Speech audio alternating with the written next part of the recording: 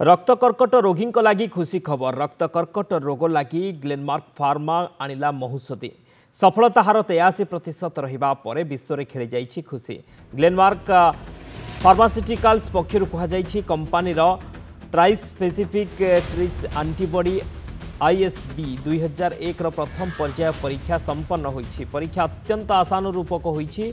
ISB 2001 रक्त कर्कट रोगर मुकाबिला प्रमुख भूमिका ग्रहण करिबो बोली कहुई। ग्लेनमार्क यह खबर पर शेयर बजार कंपानी शेयर आखि दृश्या वृद्धि पाई।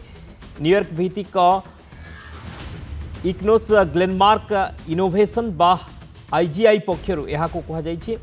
तेबे रिफ्रैक्टरी मल्टीपल मायलोमा बा RRMM अर्थात औषध काम करुनथिबा रोग क्षेत्र में यह मौषधि साब्यस्त हेब।